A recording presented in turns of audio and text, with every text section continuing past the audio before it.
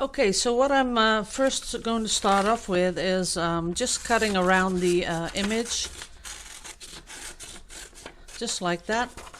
So we have the image cut out, and I'll do that again with another one, this one. This one I'm going to do first. So what I do is just cut around, leaving a little bit of space. There you go. There it is. Now, if you want to download these, you have to be really careful nowadays, because you can't just download anything. You have to have something that is royalty-free, and you can find them here. www.pixabay.com. That's where you find them. And when you're on that site, you can search for vectors or illustrations, and then you can even choose the color. So black and white will work perfectly.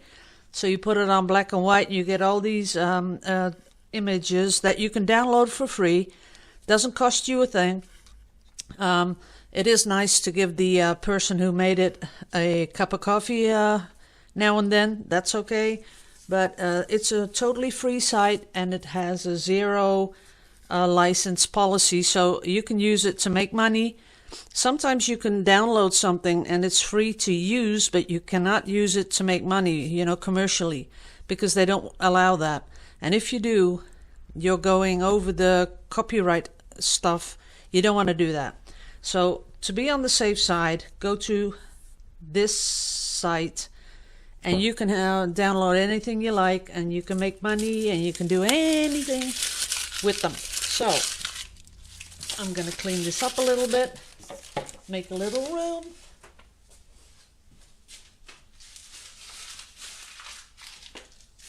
Now what I'm going to do first, and this is important that we do that.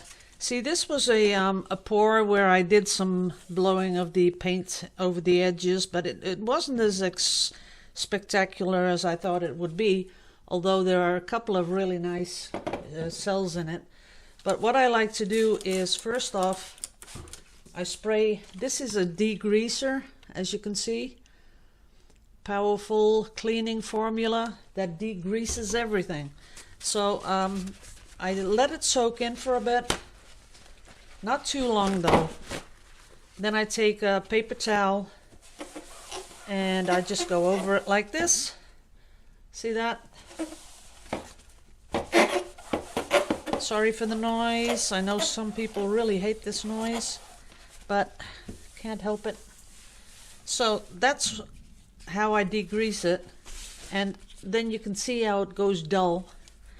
So it's ready to be transferred on. Now for transferring mediums, I'm gonna get you some, so I'll be back in a sec.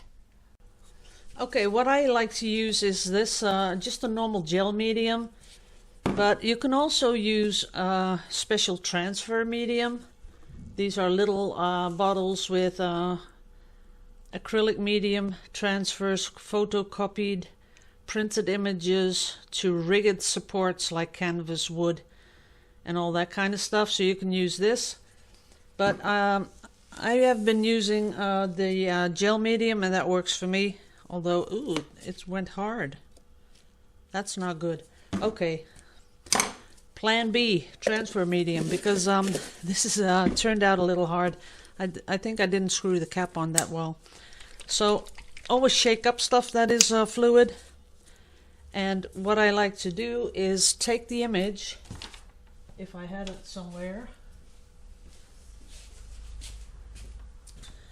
because see, this little fishy fits perfectly, only I want them facing the other way around. So you print it exactly the opposite way, because when you put it on, you get it like that. So what I like to do is take the image, put on the transfer medium, And you could even try gloss medium. That might work also. Maybe even pouring medium, because I think it's all about you know, getting this stuff really wet so that it soaks in, picks up this laser printer. And again, people, it's not an inkjet printer, it doesn't work. You really need a laser jet. And I'm pretty sure that you can get those prints done almost anywhere. Some supermarkets have those printers that you can use, and those are laser jets too, so it shouldn't be too difficult to get one printed. All you have to do is put it on a USB stick, and then you can just do that. So this is one side. Then I'm going to put it on the canvas here, just to make sure that it's really nicely soaked in. And don't be too cheap, because you do need some of this stuff on here to make it work. And then we take this, put the fishy up right. Let's see, yeah, that's his eye up there. I think I'd like it pretty much there. And you can even move it around a little bit, as you can see, as long as it's nice and wet. There's no problem in moving it around. Here it's a little dry. Okay. Now, what you have to be careful of is that you don't get any medium on top, because it's going to dry up, and then it's not going to be easy to make this wet with... see, I have some medium on top here. Don't know if you can see that. I think you can. I'm going to put a towel here, because I hate that noise myself. So what you can do is take something that is nice and round. This isn't too round, but look for something that is really round. Maybe even one of those popsicle sticks. And you just make sure that everything is stuck to the, really stuck down. That's really important. I'm doing it pretty fast, so maybe I'll be losing a little bit of the transfer, but that's also a really good example of how to fix that. So I'll show you that later. Now, what I like to do is, when I've put it on and I'm satisfied with how it's on there, I take the same stuff again, put it on a, and I sort of clean off the excess transfer medium. Just take it off like that. And then we push down a little bit more, making sure that it is really in contact with everything. And we're going to let this dry, and that's going to be it.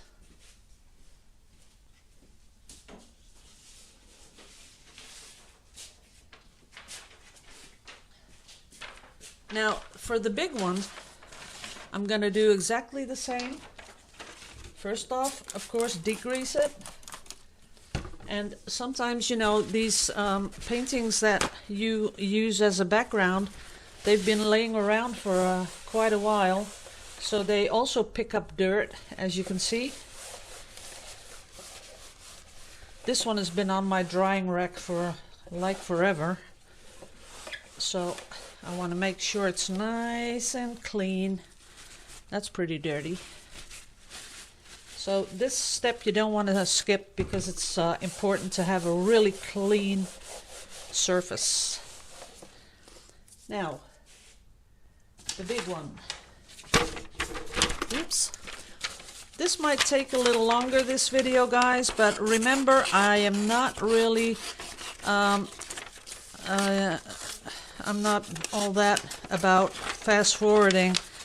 You can fast forward as much as you want. I do that too sometimes. If it's a really long video, like 20-30 minutes, I'll just skip to the parts I really like. Or someone has to have something really important to say, then I might just not. But okay, so here's our shell. And we're going to put the transfer medium on. Now I know by experience that I need a lot about here around the edges.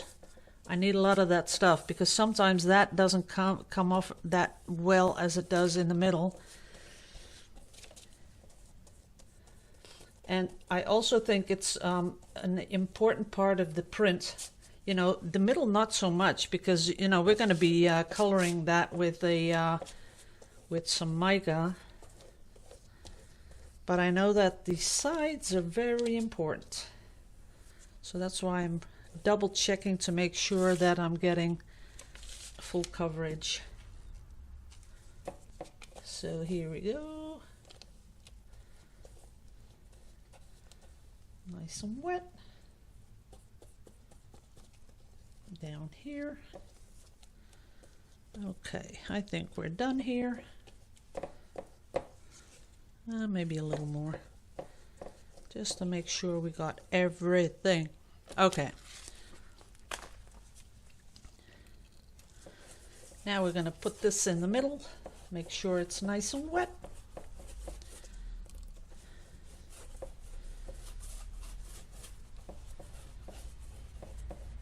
And don't be afraid to put too much on because, you know, like I showed you in the previous one, I just take it off with a little bit of kitchen paper stuff, paper towel. There you go. Then we're going to put this on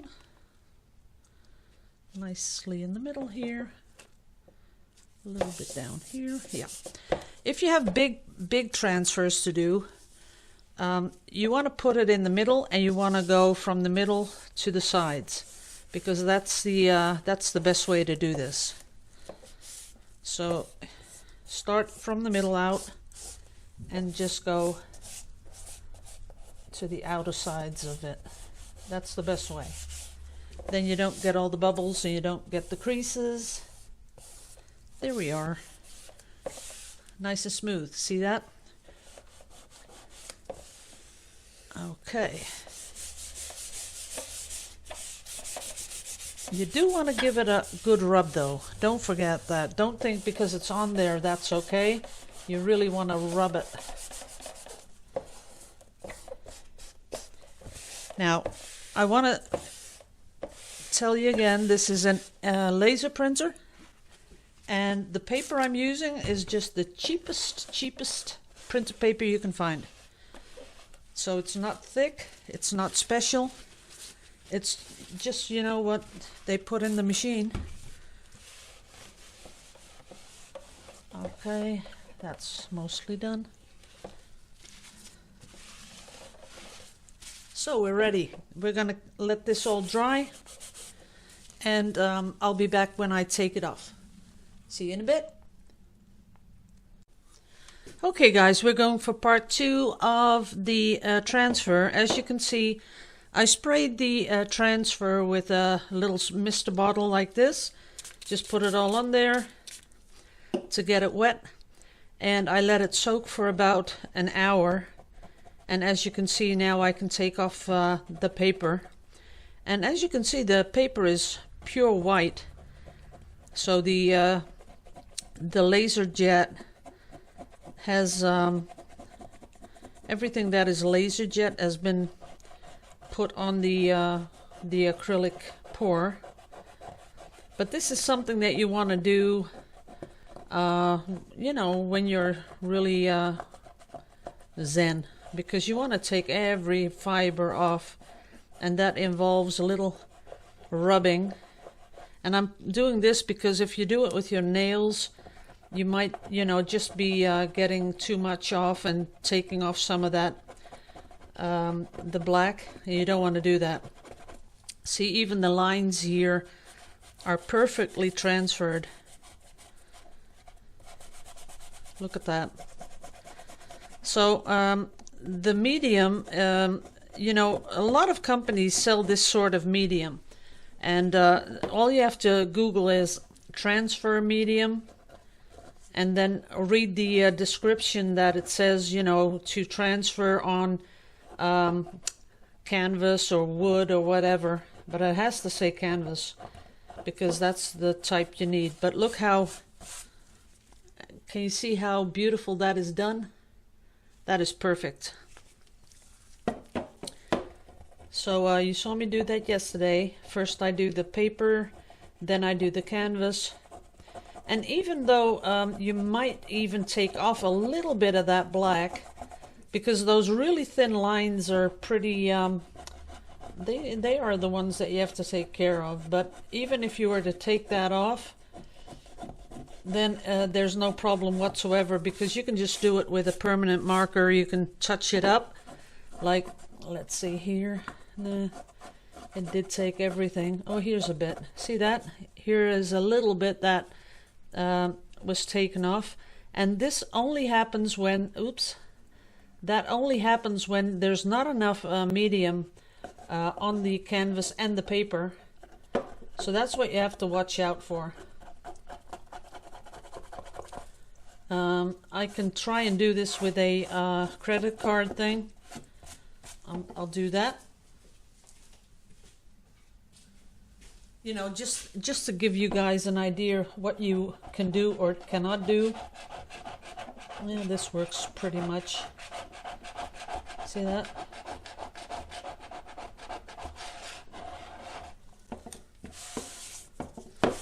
But you can see that it is pretty much on there. So let me pause the video and I'll be right back. Okay, now the paper is all off. But there's still fibers on there. So what I'm going to do is, with a new sponge, one of those with the coarse stuff on the back, I'm going to go over it one more time. But I'm really being careful that I don't take off the print.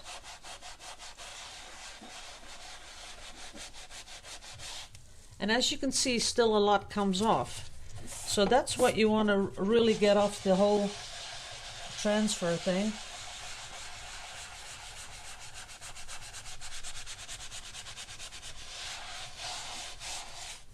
See that? There's a lot more on there that you think.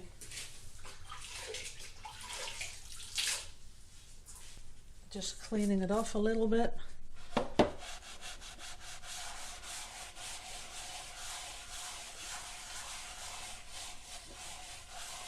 Okay, I think we've taken off enough of that. As you can see now, it's really, really black. Only here we have a couple of pieces that we want to touch up. And we can do that. That's no problem whatsoever.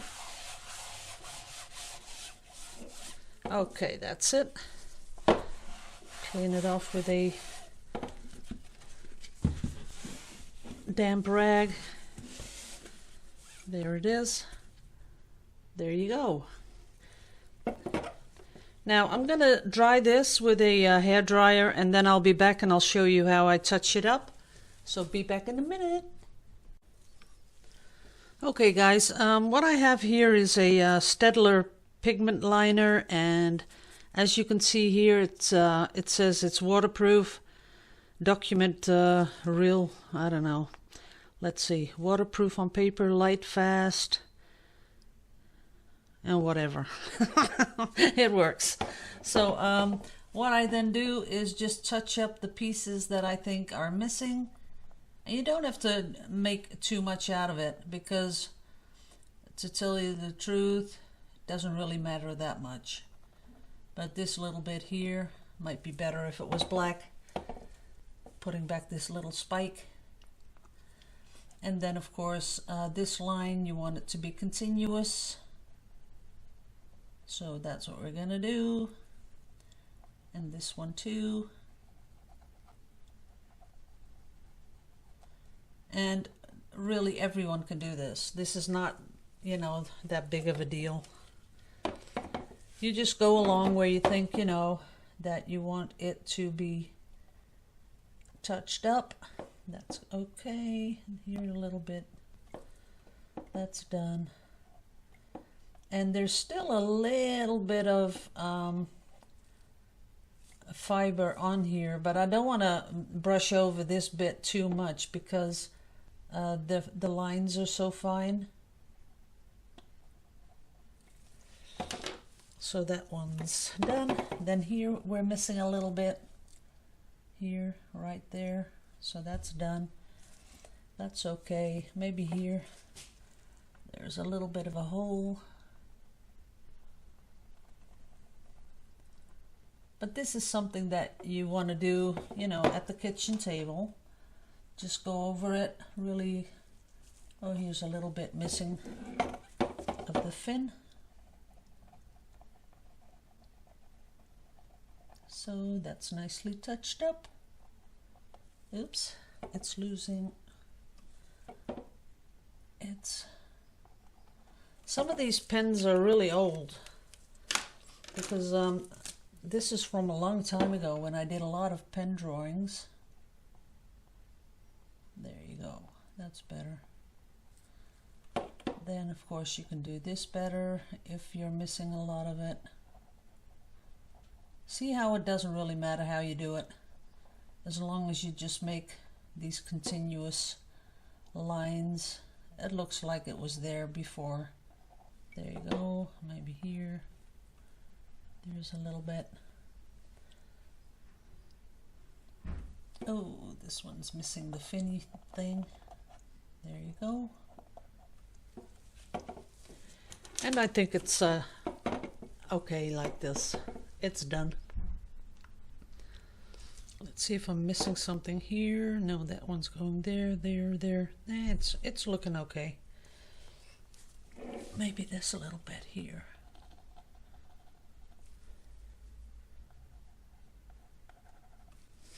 Okay, now I'm going to go set up the metallic mica stuff. I'm going to set that up and I'll be right back. Okay, so what I'm going to use is a glaze medium, and this is the transparent gloss one, but you have others. As long as you get the glaze medium, because it's for glazing. And I'm going to get a really nice fishy color. That's what I think it is. So what I do is take a really little bit of that stuff. As you can see here, a little bit of mica. And then I add the glaze. And then just smush it together.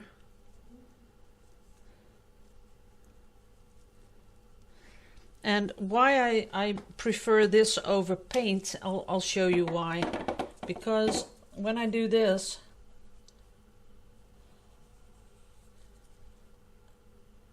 I'm just doing it in between these two parts.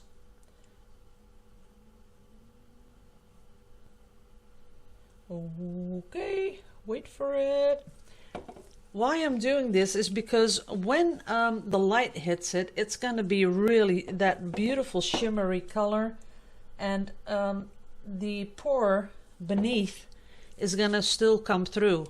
So that's what I'm going for. Now I need something a little bit more intense. So I'll take a little bit of blue and I'll put that through the green. The greenish blue, as you can see, and now all of a sudden I have a whole new color, but one that really fits that color because it's the base of the new color. And I'm doing it really fast now, guys, because of the length of the video. It's always in the back of my mind that, you know, the videos sometimes take too long, and I know you can fast forward. That's just me. So I would go right along here. What I do try to do is avoid these black bits, because you can always come back. That's the good thing about this. See, I like this very much, but I'm missing something, and I'll show you what I'm missing. I'm missing a little bit of really pretty glitter. And I am almost out of room here. I'm going to add this to my paint now. So as you can see, I put some on top. I'm going to add a drop more of that glaze. And I'm going to go right here along this line. So I'm not going to dust it with this with the glitter, but I'm going to be in charge of where that glitter goes. I think it might need a little bit more. There it is.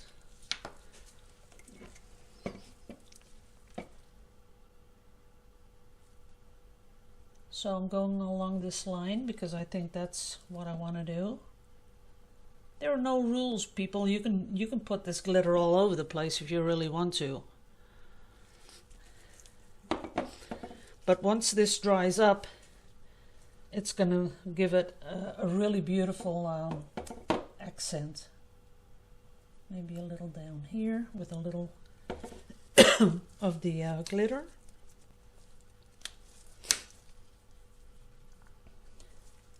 A little bit down here by the belly.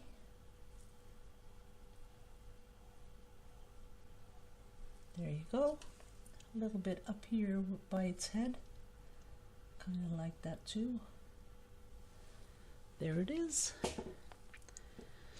And of course you can do that on the background pour also.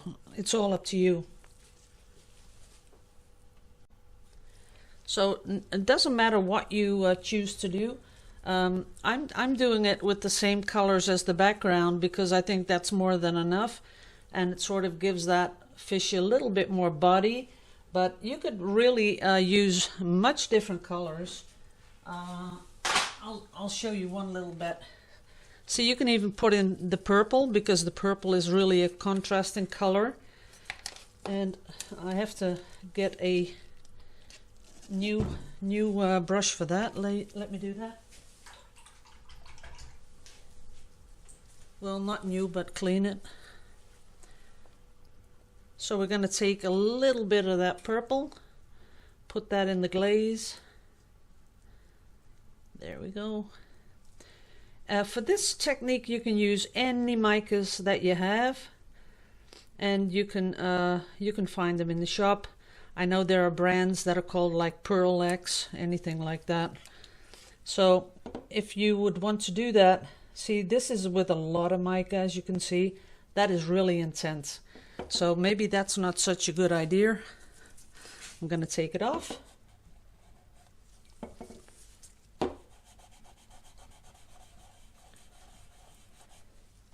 Whoops, a little bit more there.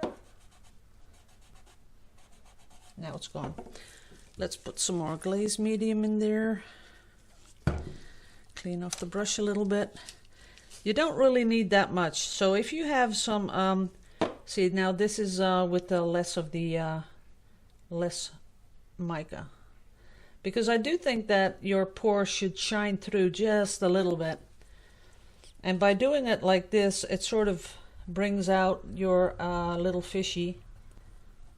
It gives it a sort of a shadow, if you know what I mean. And on the other hand, it's going to bring out that fish just a little bit more. What you see here, this is what I was trying to explain earlier on. You have to take all the fibers off, because I can still see here, you can see a little bit of fiber, but that's because I'm doing this really fast. If I were to do this for myself or for a customer, I would really make sure that it is fiber free, because those fibers really do catch on to everything you put on top of it. And you will also see that when you varnish it, it will come through. So you want to watch out for that. There it is. But this is just to give you guys an idea. I wouldn't be putting this on though, because I don't really like this. Maybe just a little, I'm not sure. But as you can see, the pour still comes through, and I think that's the most important part. There you go. So guys, that's what you can do. You can use the mica. You can put all the glitters you have in it, as you can see here. And then you can put it on. Here's the glitters. And you can go put everything glittery on it, but that's all up to you. You could even embellish this if you like. You know, if you're doing this with children, they usually like to overdo everything, so that's okay to do that too. And I hope you are getting some ideas. I do want to do one more time. I want to show you guys where you get the transfers. This is it. Pixabay.com. That's where this one came from. So they have a lot of them, and you can use them to your heart's content because they are all license free. And even if I were to sell this for I don't know how much money, but they don't care because you can use them commercial, you know what I mean. So you can sell them. Okay guys, I think this is the end of this little video. It was fun to do. Not sure how I'm going to finish this off. I just might scrape this off a little bit because I do want to make it that it is pretty to look at.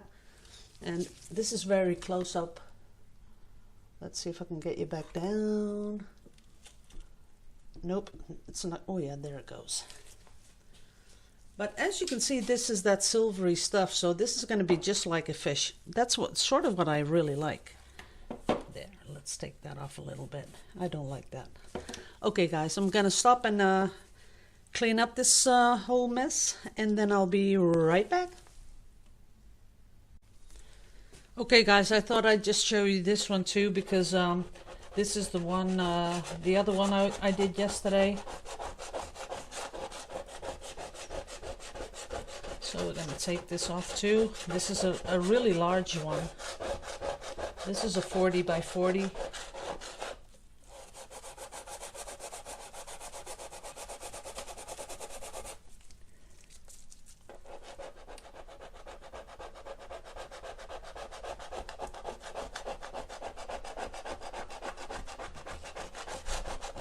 And if you really want to start doing this, I would suggest you start with this one, and I'll tell you why. Let me get this off a little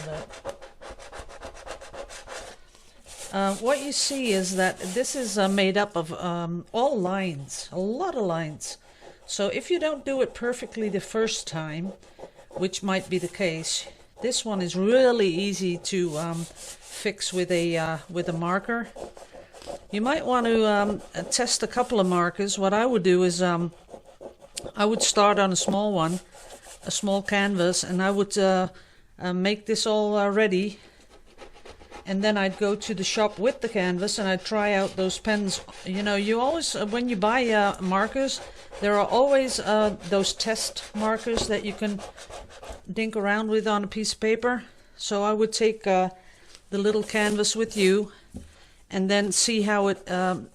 You have to have waterproof. That is a given, because if you don't, when you go over it with your varnish or with your mica, it'll run. So you don't want to have that happening to your transfer. And I would just take it with me and check out how the marker behaved on the canvas. But like I'm showing you right now, this is a lot is already off, but there is still so much fiber left on this canvas that you have to really do a good job taking that all off, because this is usually the top layer. As you can see, this is the top layer. Here there's lots and lots of fiber left. I'm gonna take this little corner where it's clean and go over it. And the more you take it off, the darker the print becomes. See how much is on there? I'll do that here too, over the same spot. And still coming off. So I'll do it here.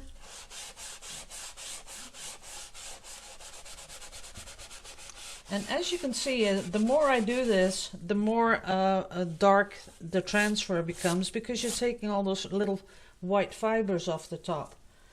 So I want to really express how important that is to do.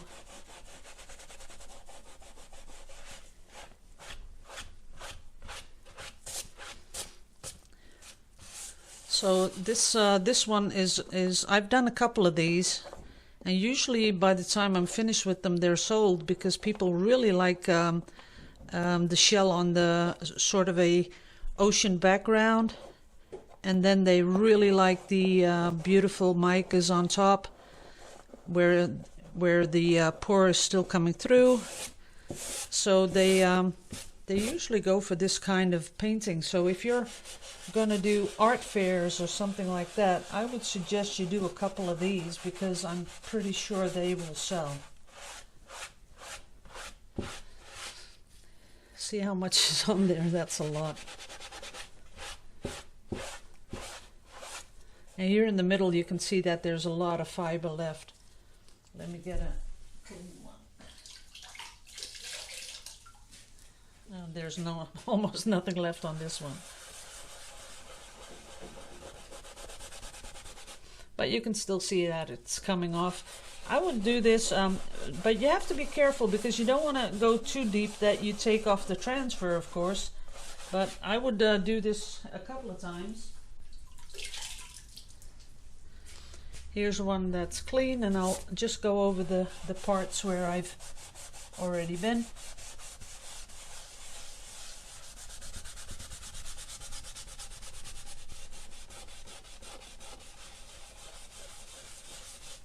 See that? How much still comes off?